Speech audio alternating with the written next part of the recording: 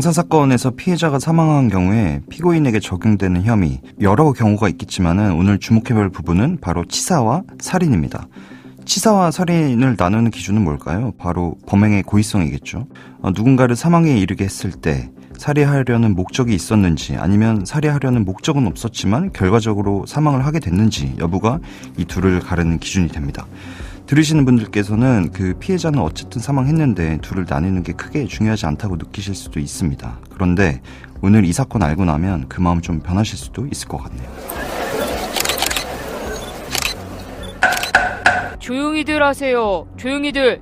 검사 측 의견은 뭡니까? 피고인은 자신이 타야 할 승용차를 잘못 착각해 탑승했던 피해자를 강제로 성폭행하고 살해했습니다. 피해자는 거부하며 하차를 요구했지만 피고인은 피해자를 성폭행하고 살해했습니다. 그러니 강간 살인 혐의 적용돼야 합니다. 조용히들 하시라니까요. 변호인 측은 검사의 공소 사실 동의합니까? 아닙니다, 재판장님. 피고인은 피해자의 합의하에 관계를 맺었습니다. 그리고 범행은 피고인의 형이 주도했습니다. 검사 측, 변호인 측, 이거 정말 중요한 부분입니다. 강간살인이면 유죄 나올 수 있지만 상해치사면 공소시효 만료로 무죄 나올 수 있는 거 알고들 계시죠? 이 부분 유념해서 의견서 내주시고 다음 기일에 뵙도록 하죠. 강간살인이면 유죄가 가능하지만 상해치사면 무죄가 나올 수 있다는 이 논리, 언뜻 이해하기 힘드실 텐데요. 오늘 사건 X파일에서 이 사건 자세히 다뤄보겠습니다. 안녕하세요. 사건 X파일 황윤창 변호사입니다. 오늘도 로엘 법무법인 김현준 변호사와 함께합니다. 변호사님 안녕하세요. 네, 안녕하세요. 김현준 변호사입니다.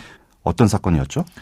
네, 1999년 7월 6일 새벽 1시 20분에 이제 근무를 마치고 복귀하려는 피해자가 가해자의 차량을 자신을 데리러 오기로 한 자의 차량으로 오인해서 뒷자리에 탑승했습니다. 그리고 잘못하게 된 사실을 알게 된 피해자가 자신을 이제 내려달라라고 요청을 했었는데 가해자가 다른 공범이랑 함께 이 피해자를 데리고 인근 인적이 드문 골프장으로 가서 성관계를 하고 수해 폭행해서 피해자에게 두개골 골절 및 두피와 출혈 등을 가하였습니다.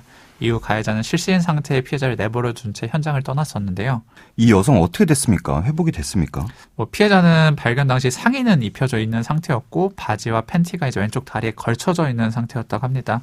피해자는 당시 주차장에 있던 목격자의 신고로 응급실로 후송되었는데요. 혼수 상태로 입원 중에 4일 뒤인 1999년 7월 10일 사망하게 되었습니다. 조금 일찍 발견됐더라면 상황이 좀 달라지지 않았을까 이런 안타까운 마음이 드는데요.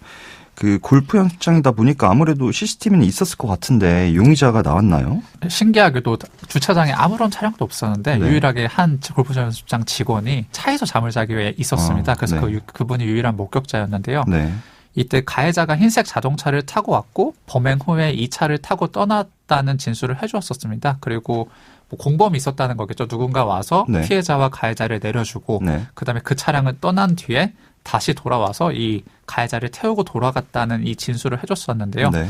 결국에 근데 이 누가 범행을 저질렀는지는 확인이 되진 않았었습니다. 목격자 자체도 워낙 긴장되고 좀 무서워해서 제대로 보지 못한 상황이었고, 그렇겠죠. 1999년이었고 주위에 조명도 없는 상황이었고, 네. CCTV도 지금처럼 보편적으로 설치되어 있지 않은 상황이어서 네. 가해자가 누구고 동선이 어떻게 되고 이런 것들을 파악할 수가 없었습니다. 또한 피해자의 체내에서 나온 DNA는 있었는데요. 이 DNA를 토대로 이렇게 수사에 착수했는데 네. 결국 이 DNA가 누군지에 대해서 밝혀지지 않아서 장기 미제 상태로 있었습니다. 그러다가 이제 17년 후죠. 2016년에 이 사건을 해결할 실마리가 나오게 되었었습니다.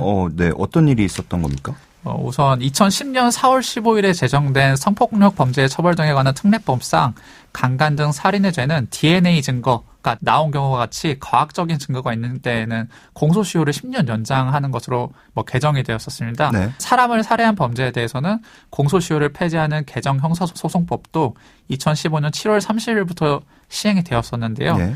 이에 따라서 서울지방경찰청 위죄팀이 1995년 이후부터 발생한 성폭력 에 따른 살인사건이죠. 이런 네. 것들을 선별해서 국립과학수사연구원에 보관되어 있는 DNA 이것들을 이렇게 대조 작업을 시작했었습니다. 알겠습니다. 그 말 하신 걸 보니까 1999년 사건 발생 당시에 경찰이 그 범인의 DNA를 확보를 하긴 했지만 찾지 못했다라는 거잖아요. 그 DNA를 데이터베이스화하면서 당시 범인의 DNA와 일치하는 그 다른 DNA를 발견했다는 겁니까? 네, 맞습니다. 경찰이 이 사건 용의자의 유전자형과 일치하는 DNA를 찾아냈는데 또 가해자가 또 다른 강도살인죄로 2003년 무기징역을 선고받아서 네. 교도소에서 복역하던 수용자였습니다. 강도살인으로 무기징역을 들어온 기초가 된 사건 역시도 1999년 사건과 유사하면서 이 용의자를 특정하게 되었었습니다. 네, 그 어떤 범행으로 수감돼 있었던 거죠? 그 무기징역 받았다고 하는 거 보니까 가벼운 범죄는 절대 아니었을 것 같은데요. 뭐 유사한 사건인데요. 가해자가 이제 2021년 8월부터 네. 2002년 6월까지 서울 강남 일대를 차로 돌아다니면서 택시나 차를 기다리는 행인들을 태워가지고 돈을 뺏고 그리고 끔찍하게 폭행을 일삼았던 사건인데요. 네. 이렇게 금원을 강취한 피해자만 10명이 넘고 이 중에서 2명은 사망에 이르렀다고 합니다. 아무튼 DNA 덕분에 17년여 만에 용의자를 특정하게 됐고 경찰이나 검찰 모두 발빠르게 나섰을 것 같은데 어떻게 진행됐죠? 우선 가해자한테 DNA라는 명확한 증거가 있었지 않습니까? 네, 네. 그런데도 불구하고 용의자는 자신의 범행을 전혀 부인을 인정하지 했나 보네요. 않았었습니다. 네. 심지어 사건이 발생하고 한 2년 정도 뒤에 네. 자신의 형이 필리핀에서 숨졌었는데요. 네, 네, 그래서 네. 자신의 형이 주도했다라고 말하거나 이 피해자랑 합의하에 성관계를 가졌다. 네. 라는 식으로 좀 뻔뻔한 태도를 보이고 있었습니다. 그래서 경찰은 그 당시 목격자, 주변인들을 한 명 한 명 다시 불러서 진술을 듣고 당시 촬영된 사진들도 다시 검토했었고 네.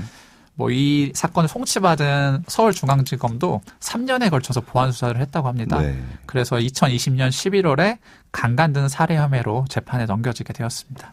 알겠습니다. 그 DNA라는 강력한 증거가 있는데도 기소하는 데까지 3년이라는 시간이 걸렸다고 합니다. 이 부분이 청취자분들 입장에서는 이해가 안 가실 수도 있는데 이게 좀 조심스러운 대목 아니겠습니까? 아무래도 20년 전 사건을 기소하는 경우다 보니까 각 증거들에 대해서 감정을 좀 별도로 각각 신청해서 그걸 결과를 받아보는데 시간이 오래 걸리지 걸리죠. 네. 않았을까 싶고요. 네. 이 판결문 내용을 보니까 2014년도 정도에 서울 강남경찰서를 신축을 위해서 한국감정원 부지로 이전하는 과정에서 이 사건 발생 당시 수사 기록이 유실되었다고 합니다. 그런 일이 있었나 봐요. 그래서 당시 수사 진행 보고서 국립과학수사연구원에 보관하고 있던 진료기록지 부검감정서 사본 이 세 개만 남아있던 상황이다 보니까 네. 다른 증거들을 새로 확보하고 이 증거들에 대한 신빙성 확보를 네. 좀 위해서 신중하게 접근했던 것이 아닌가 싶습니다. 또 이 사건에 또 한 가지 극적인 부분이 있는데 1999년 사건 발생 당시만 해도 공소시효가 15년이라서 네. 원래대로라면 2014년에 만료될 위기에 놓였었다는 것인데요. 네, 그 DNA로 17년 만에 범인 잡아놓고 공소시효 만료로 재판에 넘길 수 없다라고 하면 이게 너무 억울할 것 같거든요. 그래서 앞서 간단히 말씀드렸던 강간등 살인의 죄 같은 경우에는 이제 DNA 증거, 그치 과학적인 증거가 있는 것에 대해서 공소시효가 10년 연장됐다고 네. 말씀드렸었잖아요. 네네. 그래서 그 규정이 신설됐었고 따라서 이 사건 역시도 공소시효가 만약 강간등 살인이라면은 네. 10년이 연장되는 것이고 네. 그리고 살인 범죄에 대해서는 공소시효가 폐지되었기 때문에 네. 이 두 차례 법개정 끝에 이 가해자가 강간등 살인을 했다라면은 공소시효에 관계없이 처벌이 가능한 상황이 그렇죠. 되었었습니다. 네. 다만 문제가 한 가지 있었는데요. 뭐 어떤 문제죠? 우선 1심에서 네. 피고인한테 무죄를 선고하게 되었습니다. 무죄가 나온 경위는 어떻게 됩니까? 피해자로부터 이제 피고인의 DNA가 나왔기 때문에 강간의 점은 이제 성립한다는 데에서는 네. 1심 자체도 다툼은 있긴 했지만 네네. 크게 문제는 되지 않았었습니다. 근데 문제는 이 사건 피고인이 과연 피해자를 죽일 고의로 행동한 거냐, 그래서 강간 살인죄가 성립되는 거냐라는 부분이 핵심적인 뭐 쟁점이었는데요. 네. 1심 당시 뭐 재판부 역시도 변호인 측과 검찰 측에 이 피고인한테 고의가 있었는지에서 별도로 의견서를 한번 내봐라. 네. 경우의 수혜를 따져서 내봐라. 기회를 주었다고 했는데 네. 결국 1심 판단은 이 가해자한테 살인의 고의가 인정되지 않는다라고 하면서 네. 그렇기 때문에 강간죄나 이로 인한 강간치사 라는 경우에는 살인죄가 아니기 때문에 개정된 공소시효 규정을 적용받지 않으므로 이에 대해서는 면소 판결을 하게 된 것이고 네. 네. 그리고 살인에 대해서는 무죄 판결을 하게 되었습니다. 네, 알겠습니다. 그 강간하는 과정에서 뭐 폭행이 있는 상황에서 폭행의 정도에 따라서는 이게 도저히 살인의 고의 없이는 하지 못할 정도의 폭행이었다 이렇게 판단될 수도 있었을 것 같은데 그 말씀드린 네. 것과 관련해서 뭐 최종적으로 1심에서 이제 의심을 삼았던 사정은 네. 차가 한 대 왔었잖아요. 네, 차가 네. 한 대 와서 누군가가 차를 운행해서 돌아갔고 그 내렸던 사람이 피고인의 공범이냐 네. 아니면 피고인이냐. 피해자는 내린 건 네. 분명한데 피고인의 주장은 내 형이었다. 네. 내 형이 내려서 이 사람을 뭐 강간하고 하고 뭐 살해까지 했을 수는 있지만 자기는 뭐 운전해서 나갔다라는 네. 식의 주장도 했었는데 네.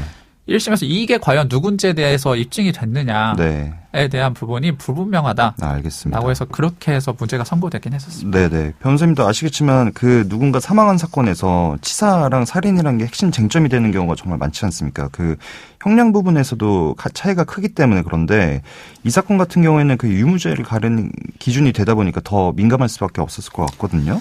뭐 이 사건에서 가해자가 적극적으로 자신의 무죄 변론을 하는 이유도 고의성만 인정되지 않으면은 면소 판결을 받아서 자기가 이제 죄가 추가되지 않는다는 것을 알았기 때문인 것을 보이는데요. 다행스러운 건 2심에서 앞서 말한 가해자의 변소 내용에 대해서 전혀 신빙할 수 없다라고 하면서 네. 피고인의 강간 범행은 물론이고 이 사건 범행 당시 주차장에 도착해서 차량에서 내려 피해자를 강간하고 가격하여 살해한 자가 피고인으로하고 이제 결정을 짓고 네. 살인의 네. 고의 역시 인정해서 강간 살해의 점에 대해서 유죄로 선고하였습니다. 네. 그런데 원래 이 가해자가 무기징역수로 복역 중이었다 말씀 주셨잖아요. 그러면 뭐 징역형을 받게 됐을 때 달라지는 점이 있습니까? 우선 앞서 이제 사후적 경합범이라고 해서 이 사건 이후에 발생한 강도살인죄가 있었고 이 사건 같은 이 강도살인죄 전에 네. 발생한 사건이다 보니까 원칙적으로는 그 두 개의 사건이 함께 들어갔을 때는 동시에 판결이 이루어지게 됩니다. 그렇죠. 근데 이것과 달리 이 사건이 강도살인죄 이후에 재판이 이루어지다 네. 보니까 뒤늦게 막약되었기 때문에 동시에 판결을 받았을 경우랑 네. 형평성을 고려해서 이제 판결이 나오도록 되어 있는데요. 네. 따라서 2심 재판부는 이러한 점을 참작해서 징역 15년으로 감형해서 이제 형을 선고하였는데요. 네. 사실 이미 무기징역을 선고받았는데 15년이 추가된다고 해서 결국에 무기징역 이니까. 똑같잖아요. 네. 똑같기 때문에 차이가 없긴 합니다. 다만 네. 당시 사정을 보니까 가해자가 강도살인죄로 무기징역을 살면서 이제 가석방을 위해서 가석방은 모범수 불가능해졌겠네요. 네. 네, 모범수가 되기 위해서 노력을 했는데 이 15년의 추가적인 실형 선고가 사실상 가석방을 불가능해 네. 했다는 점에서 의의가 있을 것 같습니다. 사건 엑스파일 오늘은 1999년 강남의 한 골프장에서 발생한 강간살인 사건 짚어봤습니다. 이 사건 자칫 미제로 남을 뻔했던 사건입니다. 하지만 법이 개정되면서 결국 해당 사건의 가해자를 24년 만에 법으로 처벌할 수 있게 됐는데요. 법과 제도라는 것이 시류에 따라서 흔들려서는 안 되지만 또 한편으로는 시대와 상황에 맞게 유연해야 할 필요성 다시 한번 떠올리게 되는 것 같습니다. 오늘 저희가 준비한 내용은 여기까지입니다. 끝곡으로 더 콜링의 Wherever You Will Go 들려드리면서 이 시간 마치겠습니다. 여러분은 모두 변호받아 마땅한 사람들입니다. 사건 엑스파일. 여러분 고맙습니다.